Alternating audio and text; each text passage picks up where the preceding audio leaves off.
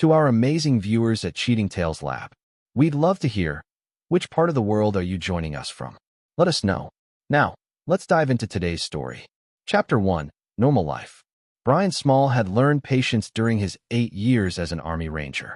That same patience had served him well in his civilian life as a contractor, building custom homes across Northern Virginia. At 34, he'd built a good life, a successful business, a beautiful home in Fairfax, and a marriage that had lasted 6 years. His wife, Cassie Small, worked as a pharmaceutical sales representative, a job that took her across the Mid-Atlantic region several times a month. Brian didn't mind the travel. He'd been the one gone for years during his service, missing anniversaries and birthdays. Now it was his turn to hold down the fort. On a humid Tuesday morning in September, Brian stood in his driveway, watching Cassie load her Mercedes with sample cases. She wore her standard uniform, tailored gray suit, hair pulled back in a tight ponytail, expensive heels that clicked against the concrete. "Conference in Philadelphia," she said, kissing his cheek. "3 days, maybe 4 if the meetings run long. Don't burn the house down." "I'll try my best," Brian replied with a grin. "You have the number for Russ, right? The plumber's coming today to check that leak in the basement." Cassie paused, her hand on the car door. For just a moment, something flickered across her face. Concern? Fear? But it vanished so quickly Brian thought he'd imagined it. "Right. The leak. Just make sure he doesn't overcharge you. You know how contractors are." She smiled, but it didn't reach her eyes. "Love you." Brian watched her drive away, that moment of hesitation nagging at him. In his years of combat and close-quarters operations, he'd learned to trust his instincts. Something felt off, but he couldn't place what. He pushed the thought aside and headed to his home office. His company, Small Construction, had 3 projects running simultaneously, and he needed to review the afternoon's supply deliveries. His phone rang at 10:47 a.m. "Mr. Small? This is Russ Sexton.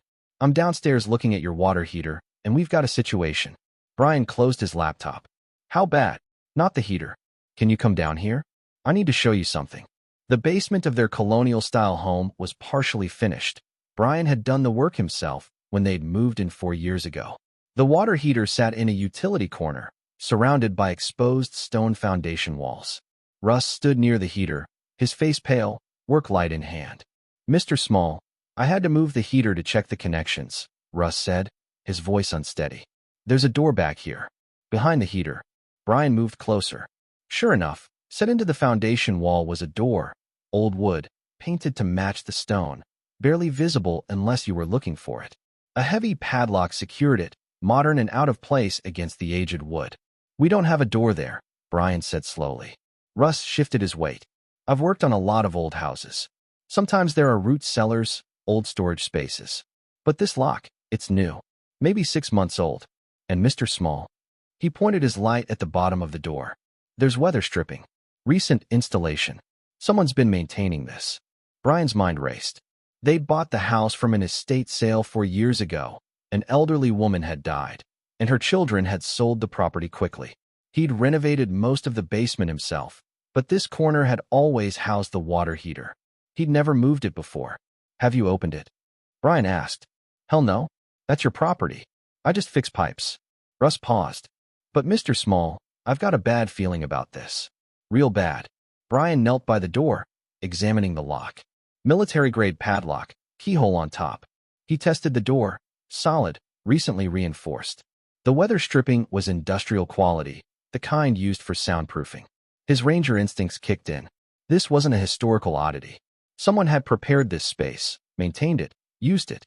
And if Cassie had known about it, that moment of hesitation this morning suddenly made terrible sense.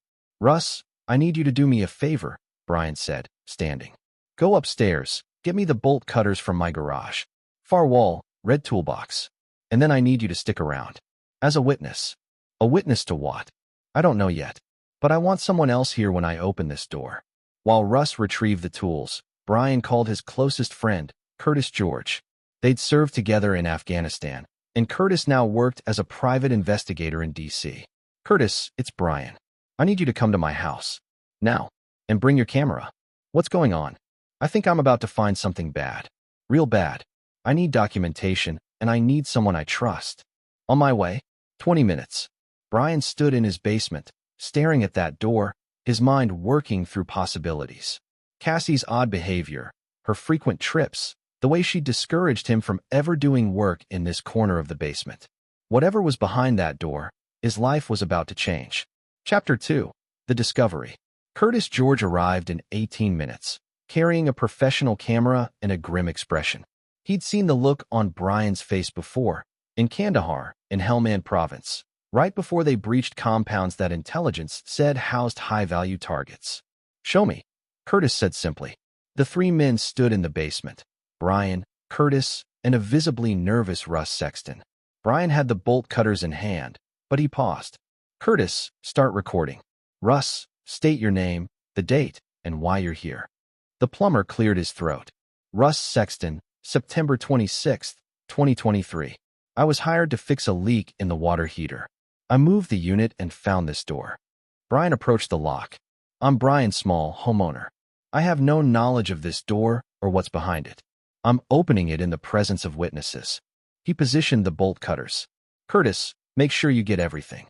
The lock broke with a sharp crack. Brian removed it, then gripped the door handle. The door opened inward, hinges well-oiled and silent. The smell hit them immediately: antiseptic, chemical, with an underlying odor of something organic and wrong. Curtis stepped forward with the camera, lighting up the space. What they found made Russ vomit. The room was 12 by 12 feet, carved from the earth behind the foundation. The walls were lined with plastic sheeting, the floor covered in industrial tarps. A metal examination table sat in the center, complete with restraints. Shelves lined one wall, holding bottles of chemicals: ketamine, propofol, midazolam, all pharmaceutical grade.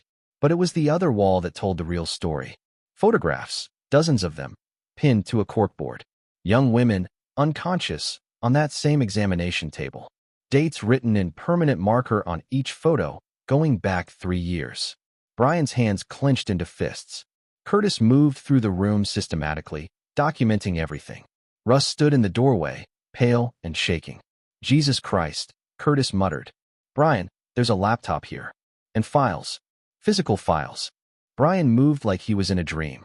The laptop was password protected, but the files were open. Names, addresses, physical descriptions, scheduling notes, and photos, before and after shots. The women looked dazed, drugged, violated in ways that made Brian's stomach turn. One file caught his eye: a ledger listing transactions, names he didn't recognize, amounts that ran into 6 figures.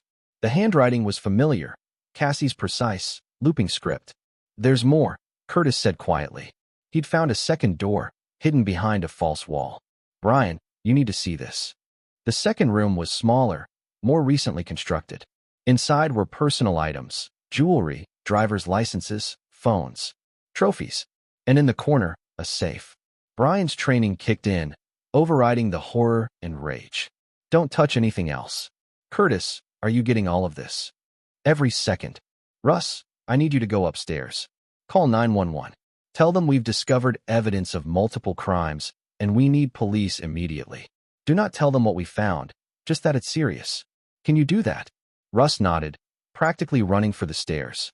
Brian stood in that room, looking at the evidence of his wife's crimes. 3 years. 3 years of business trips, of trusting her, of building a life together. And all the while, she'd been doing this. "I need to see everything," Brian said to Curtis. "Before the police get here, I need to understand exactly what she's done." They worked quickly. The laptop was locked, but the files revealed enough. Cassie wasn't working alone. There were phone records showing repeated calls to a number saved as MJ.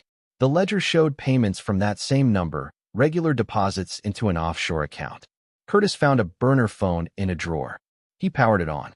The last text message, from MJ, had come in yesterday. "Tuesday good. Bringing the new one. Have the room ready." They were planning to use this room tonight, Brian said, his voice cold. While Cassie was supposed to be in Philadelphia. "Which means someone else was coming here," Curtis added. "Someone with a victim." Brian's mind raced. Cassie wasn't in Philadelphia, or if she was planning to come back. And this MJ person was bringing someone here, to this house, to this room. Sirens wailed in the distance. Brian looked at Curtis. "I need your help with something." "Anything." The police are going to arrest Cassie. They'll build a case, get convictions. But that takes time. And whoever she's working with, this MJ, they're going to run the moment they hear about this. Evidence disappears, witnesses vanish, and justice gets delayed or denied. Curtis understood immediately. You want to handle this yourself. Not all of it. But I want to make sure every single person involved in this pays. Completely. And I want to do it in a way they can't escape. Brian's eyes were hard. Are you in? Before Curtis could answer, footsteps pounded on the basement stairs. Malcolm Palmer, a detective with Fairfax County Police, appeared, 2 uniformed officers behind him. Brian Small. Palmer asked. We got a call about a crime scene. Brian stepped back, gesturing to the hidden room. Detective, you're going to want to see this. And you're going to want to call for backup. A lot of backup. Chapter 3. The investigation begins. Detective Malcolm Palmer had worked homicide for 15 years. He'd seen crime scenes that haunted him, cases that made him question humanity. But standing in Brian Small's basement, looking at the evidence of systematic predation, he felt a cold fury that surprised him with its intensity. Seal the house, Palmer ordered. I want forensics, I want the FBI field office notified, and I want the medical examiner here. Now, the next 3 hours were chaos. Crime scene techs flooded the basement. The FBI arrived, led by a special agent named Evelyn Newman who specialized in trafficking cases. Brian, Curtis, and Russ were separated and questioned. Brian sat in his own kitchen, giving his statement to Palmer. He told the truth, mostly. The door, the discovery, the contents. He left out only one thing. The burner phone he'd pocketed before the police arrived, now hidden in his garage. Mr. Small, I need to ask you some difficult questions, Palmer said. How well do you know your wife? I thought I knew her completely, Brian replied. Clearly, I was wrong. Her job, pharmaceutical sales. That would give her access to the drugs we found. It would. Did she ever bring work home? Sample cases, medication? Brian thought back. Sometimes. She has a home office upstairs. Locked filing cabinets. Palmer made a note. We'll need to search those. And her phone records, financial statements, everything. This kind of operation requires resources, connections. She didn't do this alone. The files mentioned someone. Initials MJ regular payments. Palmer nodded. We found that. We're running the phone number now. Mr. Small, I need to inform you. Your wife is about to be arrested. We've already issued a bolo. Every law enforcement agency between here and Philadelphia has her vehicle description and plate number. Brian felt nothing. The woman he'd loved, the woman he'd thought he knew, was a monster. What happens to the victims? Agent Newman is working on that. The photos, the files, we'll identify them, contact them. Many of them probably don't remember what happened. The drug combinations we found, they cause amnesia, compliance. These women were violated, and they might not even know it. That made it worse somehow. Palmer leaned forward. Brian, I'm going to be straight with you.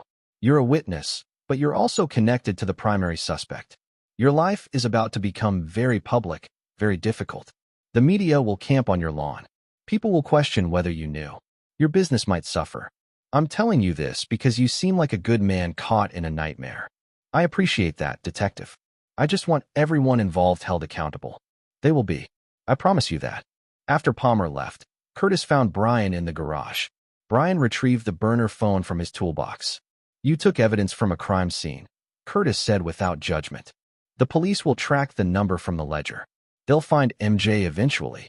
But eventually means this person has time to destroy evidence, intimidate victims, disappear. I can't let that happen. Curtis studied his friend. What are you planning? The text said Tuesday good. Bringing the new one. That's tonight. MJ thinks this operation is still running. Thinks Cassie is here, ready to receive a victim. You want to be here when they show up. I want to know who they are, where they operate from, how extensive this network is. Then I'll hand everything to Palmer. Brian paused. But if the opportunity presents itself to make them suffer first, I'm taking it. Curtis nodded slowly. Okay, then we need to plan this carefully. The house is still a crime scene. Forensics will clear out by evening. Palmer said they'd maintain surveillance on the property in case Cassie tries to come back. But I can ask them to set up outside. Tell them I need space to process this. And MJ. Brian pulled up the text thread on the burner phone. I'm going to respond. Tell them to come to the back entrance, the basement door that opens to the yard. That way they avoid the front where police might be watching. You're setting a trap. I'm making sure justice is fast and complete. Brian's expression was cold. I spent years hunting bad people in bad places. I know how to do this, and I know how to make sure it sticks. They spent the afternoon planning. Curtis reached out to his network of ex-military contractors and private investigators. Brian reviewed the files from the basement, memorizing faces, names, details. By the time Cassie was arrested, pulled over on I-95 near Baltimore, they had a strategy. At 8 p.m., Brian sent a text from the burner phone. Ready. Use back entrance. Cops watching front. Be careful. The response came quickly. ETA 90 minutes. She ready? Brian replied, prepped and waiting. Curtis set up in the garage with surveillance equipment. Brian positioned himself in the basement, near the hidden room. He'd convinced Plumber to keep the patrol units on the street, explaining that he needed time alone in his house to process the horror of what he'd discovered. Plumber had reluctantly agreed, but warned Brian not to interfere if Cassie showed up. Brian had no intention of interfering with Cassie. She was in custody, facing federal charges. But MJ was still free, and Brian wanted to look into the eyes of the person who'd turned his home into a nightmare. At 9:47 p.m., Curtis's voice came through Brian's earpiece. Vehicle approaching. Black SUV, no plates. Single occupant visible. Brian's heart rate slowed, his breathing steadied. Ranger training, muscle memory. He heard the basement door open, footsteps on the stairs. A man entered, tall, well-dressed, carrying a designer bag. He looked around the basement, confused by the absence of the water heater, which had been moved by forensics. Cassie, the man called out. Where are? Brian stepped out from the shadow of the stairs. The man spun, his hand moving to his waistband.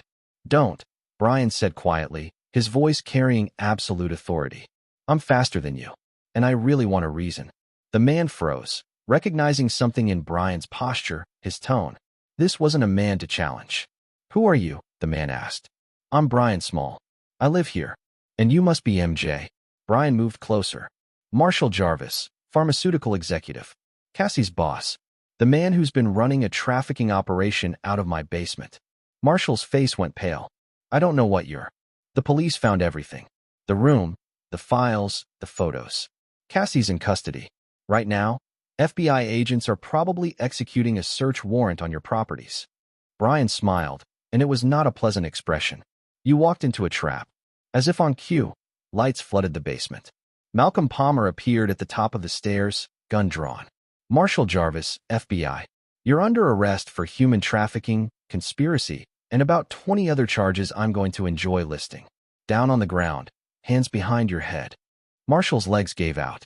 He collapsed, the bag falling from his grip.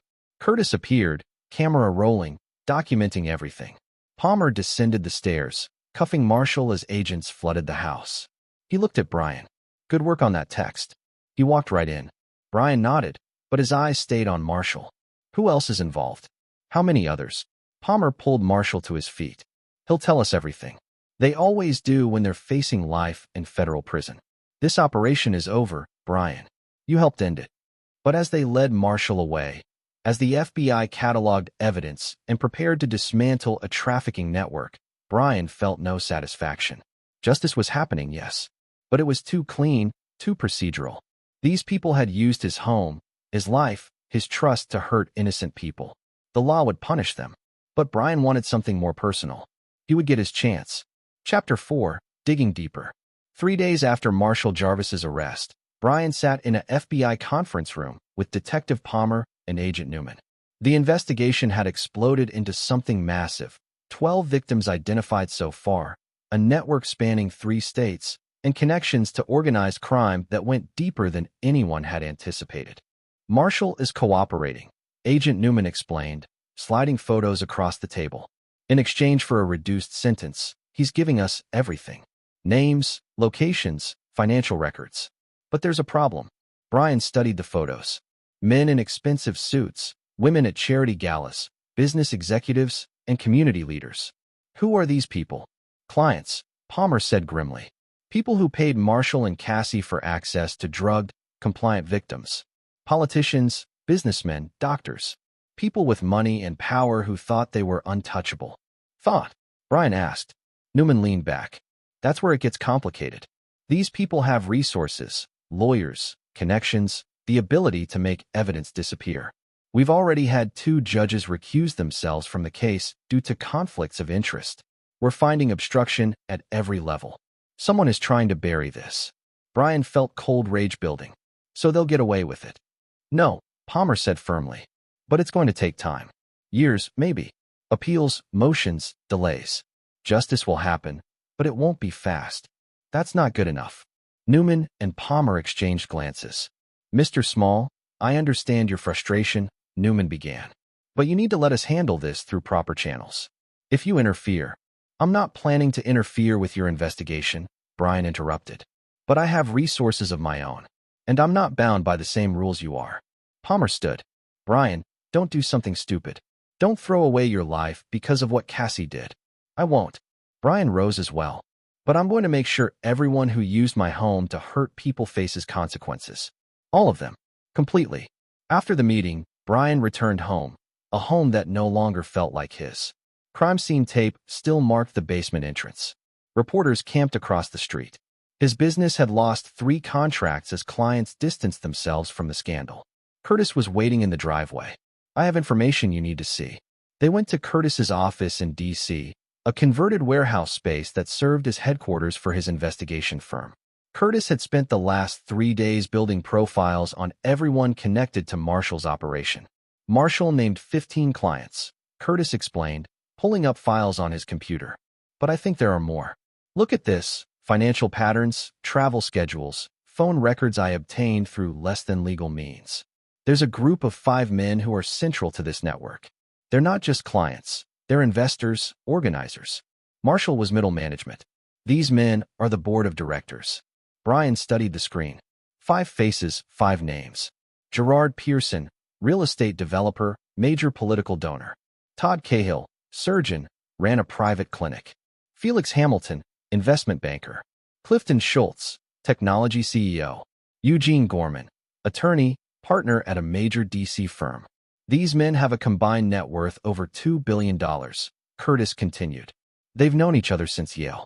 They sit on boards together, vacation together, invest together. And according to Marshall's records, they've been doing this together for almost a decade. Longer than Marshall was involved, Brian observed. Exactly. Marshall and Cassie were brought in 3 years ago to expand operations, provide pharmaceutical support. But these 5, they started this. They built it. And they have the resources to make it all disappear. Brian felt something shift inside him. The law would try to prosecute these men. But men with this much money and power rarely faced real consequences. They'd pay fines, settle lawsuits. Maybe 1 or 2 would serve minimal time in comfortable federal facilities. That wasn't justice. I need to understand them, Brian said. Everything about them. Their families, their weaknesses, their secrets. Can you do that? Curtis hesitated. Brian, what are you planning? To give them what they deserve. On my terms. Brian turned to face his friend. Curtis, these men used my home, my life, as a hunting ground. They hurt people, destroyed lives, and they think they're going to walk away with their wealth and reputation intact. I can't let that happen. You're talking about revenge. I'm talking about justice. Real justice, not the kind that gets delayed and diminished and buried in paperwork. Curtis studied Brian for a long moment. Then he nodded. I'll get you everything. But Brian, if we do this, and I mean really do this, we need to be smart. These men are dangerous. They have resources, security, connections to people who make problems disappear. So did the Taliban commanders I hunted in Afghanistan, Brian replied. They had money, guns, loyal soldiers. We still got them. This isn't Afghanistan. No, it's not. I know the terrain better here. Brian pulled up the file on Gerard Pearson. Start with him. Real estate developer means properties, lots of them. Places where illegal activities might happen. Find them. Over the next week, Curtis assembled a dossier on each of the 5 men. Gerard Pearson owned 17 properties across Virginia and Maryland, and 3 that weren't listed in public records, shell corporations hiding ownership. Todd Cahill's clinic had been shut down 2 years ago for administrative issues, but he'd immediately opened another under a different name. Felix Hamilton had offshore accounts that received regular transfers from untraceable sources. Clifton Schultz's tech company had contracts with data brokers who sold personal information, including addresses and schedules of young women. Eugene Gorman had represented multiple clients accused of sex crimes, getting charges dropped or reduced. These men weren't just criminals. They were predators who'd built an entire system to enable their predation. Brian spent his days working through the evidence, building a strategy. He'd learned in the Rangers that successful operations required intelligence, planning, and adaptability. You identified the target, understood their patterns, found their vulnerabilities, and struck with overwhelming force. He also made contact with the victims. Agent Newman had started a support group for the 12 women who'd been identified. Brian attended one meeting, sitting in the back, listening to stories of lost time, mysterious bruises, photos they couldn't remember being taken. These women had been violated in ways they couldn't fully comprehend, and now they had to live with the knowledge of what had been done to them.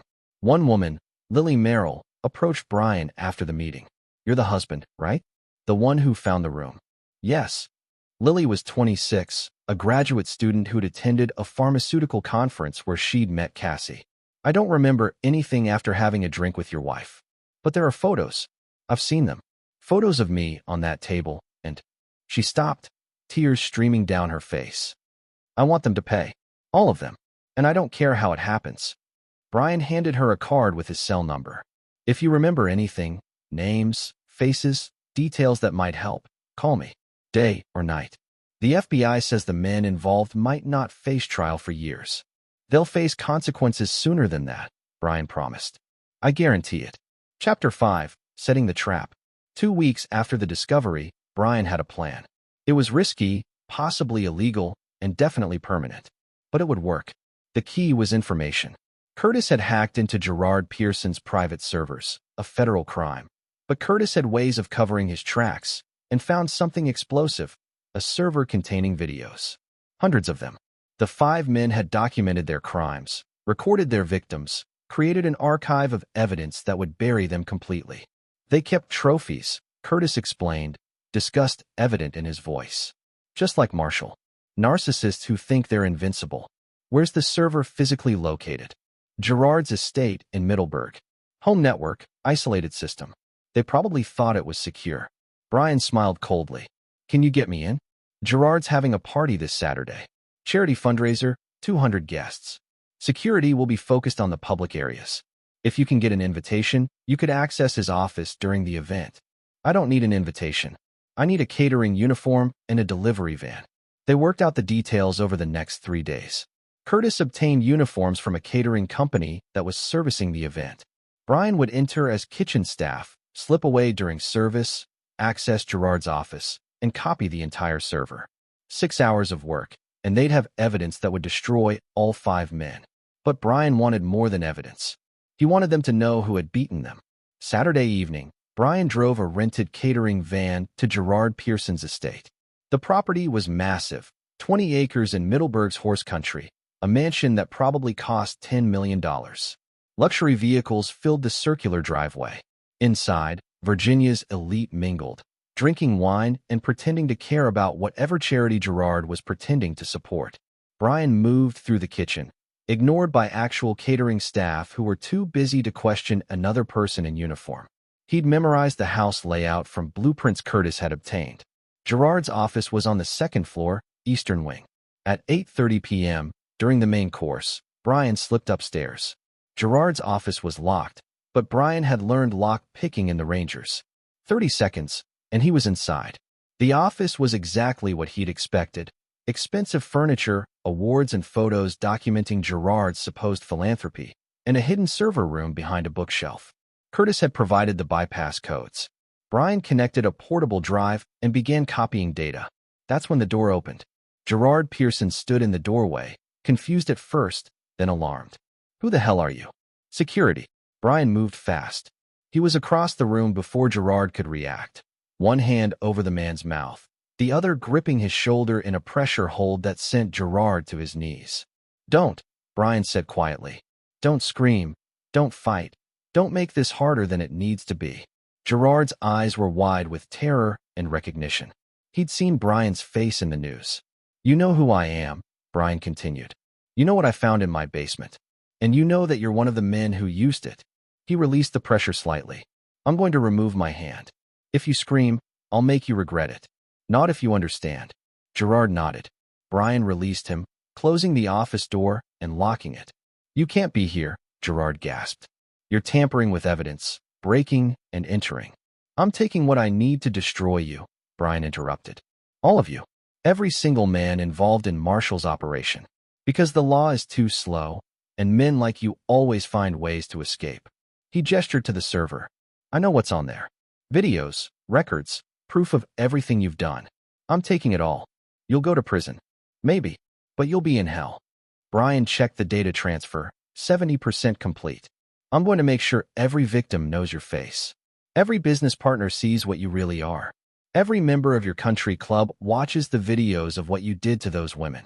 You'll lose everything, money, reputation, family. And then I'll make sure the most violent prisoners in whatever federal facility you end up in know exactly what you did. Gerard's face had gone pale. Please. I have a family. Children. So do your victims. Did you think about their families while you were raping them? The transfer completed. Brian disconnected the drive, pocketing it. He looked at Gerard with contempt. Here's what's going to happen. I'm walking out of here. You're going to stay in this office for 10 minutes. If you follow me or call security before then, I'll upload every file on this drive to the internet. Every news organization, every social media platform, every forum and website I can find. Do you understand? Gerard nodded. Broken. Good. And Gerard. Brian leaned close. Tell your 4 friends that I'm coming for them too. Tell them Brian Small knows everything, has everything, and won't stop until they've all paid completely. Tell them to enjoy their freedom while it lasts. Because justice is coming, and it won't be delayed by lawyers or money or connections. It's coming, and it's final. Brian left through the kitchen, discarded the uniform in the van, and drove away. Behind him, Gerard Pearson sat in his office, his world crumbling around him. Chapter 6. The Dominoes Fall. The next morning, Brian uploaded portions of the server contents to a secure cloud storage, then invited Detective Plumber and Agent Newman to his house. I have evidence, Brian said simply. Everything you need to prosecute Gerard Pearson, Todd Cahill, Felix Hamilton, Clifton Schultz, and Eugene Gorman. Videos, financial records, communications. All of it. Palmer's face darkened. How did you obtain this evidence? Does it matter? It matters for court. If this was obtained illegally, then use it to get warrants for legal searches, Brian interrupted. You'll find the originals. I'm just saving you time. Newman took the hard drive, examining it. This is TB of data. If even half of it is authentic, it's all authentic. Watch it yourself. You'll see faces, dates, locations. Everything you need. Palmer stood. Brian, you broke the law. I can't ignore that. Then arrest me. But first, take down those 5 men. Because if the law doesn't, I will. And my methods won't leave them in a condition to stand trial. Palmer and Newman left with the evidence. Brian knew he'd crossed a line, but he'd crossed many lines in his life, in service to his country, in protection of innocence. This was no different. Over the next week, the investigation exploded. Federal agents raided properties belonging to all 5 men. Gerard, Todd, Felix, Clifton, and Eugene were arrested simultaneously, denied bail, and held pending trial. The media coverage was relentless. Wealthy predators, powerful men brought down, justice for victims. But Brian wasn't satisfied. These men were in custody, yes, but they had lawyers, they had strategies, they had hope. He wanted to take that hope away. Curtis helped him design the next phase. Using the victim's testimony and the video evidence, they created a comprehensive website documenting every crime, every victim, every detail. Then they sent it to every media organization, every advocacy group, every social media influencer they could find. The site went viral within hours. Millions of people watched the evidence, read the stories, saw the faces of the predators. Gerard's business partners terminated contracts. Todd lost his medical license. Felix's investment firm collapsed. Clifton's tech company stock plummeted. Eugene was disbarred. Within 2 weeks, all 5 men had lost everything except their freedom, and that wouldn't last much longer. But there was one more piece Brian needed. He visited Cassie in federal detention. She looked broken, orange jumpsuit, hair pulled back, no makeup. When she saw Brian, something flickered in her eyes. Regret? Fear? Why did you do it? Brian asked. Cassie was silent for a long moment. Money. Marshall offered me $250,000 a year. I thought if no one remembered, if the drugs made them forget, then it wasn't really hurting anyone. You're lying to yourself. I know. Cassie's voice cracked. I know what I did. I know what we did. And I know you'll never forgive me. I won't. But I need you to testify against all of them. Gerard, Todd, Felix, Clifton, Eugene. Give the prosecutors everything. Make sure they go down. Why would I help you? Because it's the only thing left you can do. The only way to even begin to make amends. You'll still go to prison for 20 years minimum. But maybe, eventually, you can live with yourself. Cassie stared at him. Then, slowly, she nodded. I'll testify. I'll tell them everything. Brian stood to leave. At the door, he paused. I loved you. I built a life with you. And you turned it into a nightmare. I hope 20 years is enough time to understand what you've destroyed. He didn't look back. Chapter 7. The Trial. 6 months later, the trial began. Federal prosecutors, armed with overwhelming evidence, presented a case that was airtight. Videos, financial records, victim testimony, and Cassie's cooperation painted a picture of systematic predation that shocked even the hardened judge. Brian attended every day, sitting in the gallery, watching as the men who'd used his home tried to mount a defense. Their lawyers argued technicalities, questioned evidence authenticity, attempted to suppress testimony. But the weight of proof was crushing. Gerard Pearson's lawyer tried to argue entrapment, that Brian had somehow manipulated his client. The judge dismissed it immediately. Todd Cahill's defense claimed medical research, that the videos were documentation of pharmaceutical trials. The victims who testified destroyed that lie. Felix Hamilton attempted to hide behind attorney-client privilege and financial privacy laws. Curtis's hacking had already destroyed those protections. Clifton Schultz argued that he was merely a client, not an organizer. The video evidence proved otherwise. Eugene Gorman, the attorney, represented himself. It was a disaster. He tried to discredit witnesses, suppress evidence, and manipulate procedure. The judge held him in contempt twice. Cassie testified for 3 days. She detailed the operation, how Marshall had recruited her, how the 5 men had funded the expansion, how they'd selected victims and transported them to Brian's basement. She described the drugs used, the methods employed, the pleasure these men took in their crimes. When she finished, she looked at Brian one last time. He showed no emotion. She was doing the right thing, but it didn't absolve her. It didn't repair what she'd destroyed. The defense called Marshall Jarvis, hoping his cooperation agreement would undermine his credibility. Instead, Marshall confirmed everything Cassie had said. He detailed payments, schedules, specific incidents. He admitted his guilt and begged the victims for forgiveness he knew he'd never receive. After 6 weeks of testimony, the jury deliberated for 4 hours. Guilty. On all counts. All defendants. The courtroom erupted. Victims wept.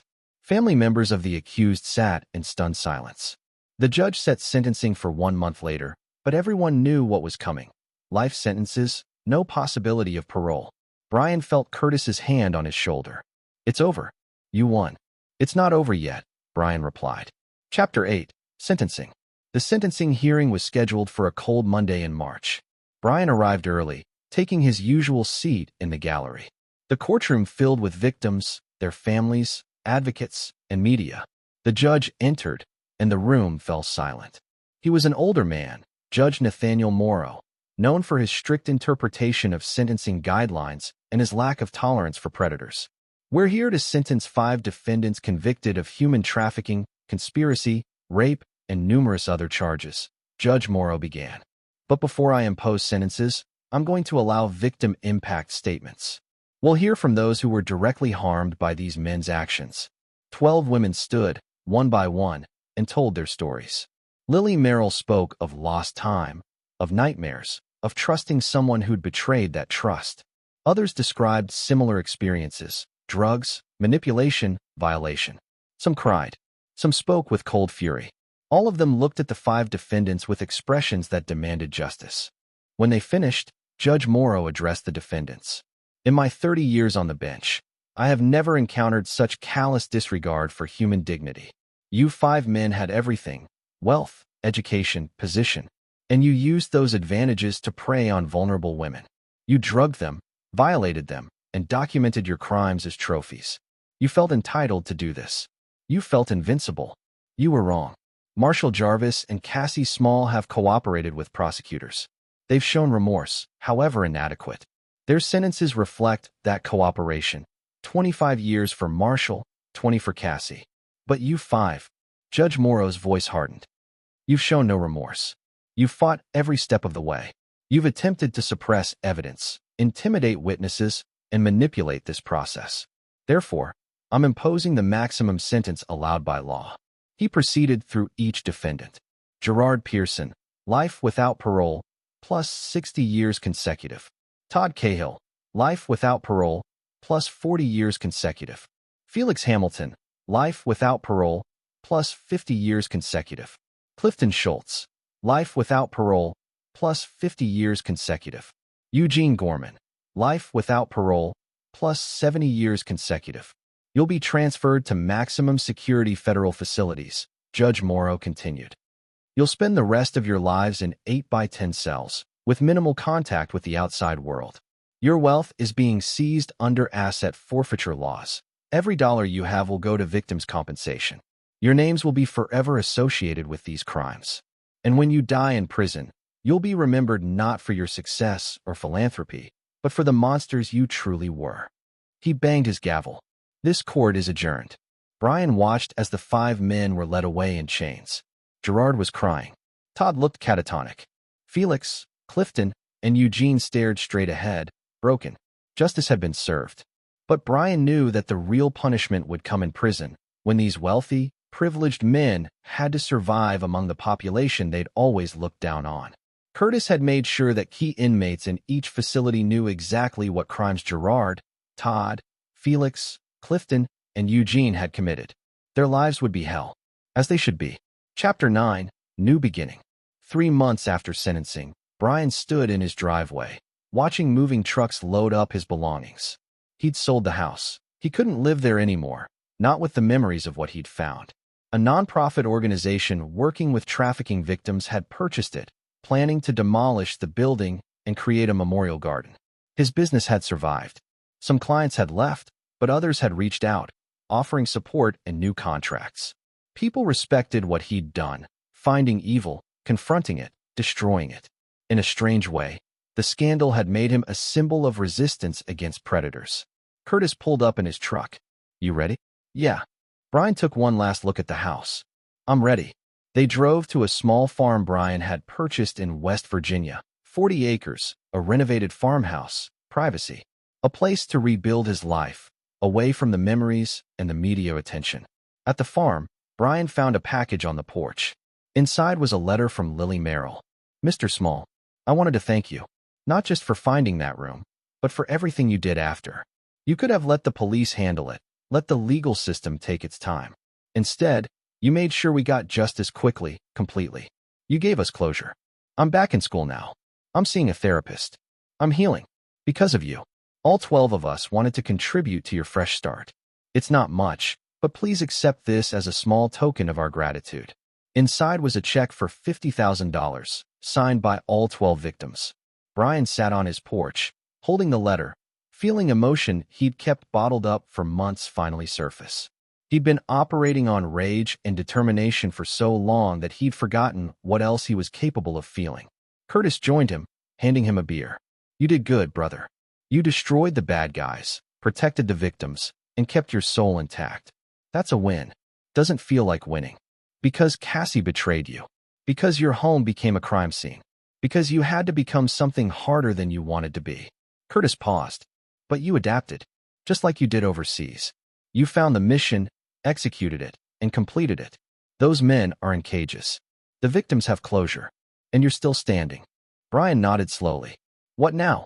Now you rebuild. Start over. Maybe small construction expands to West Virginia. Maybe you find someone new eventually, someone who isn't a monster. Maybe you just work on this farm and find peace. Peace sounds good. They sat in silence, watching the sun set over the mountains.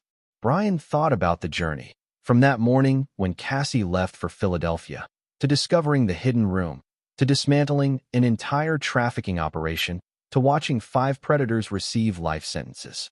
His phone buzzed. A text from Detective Plumber. More victims coming forward. Your evidence opened the floodgates. We're finding operations in 4 other states.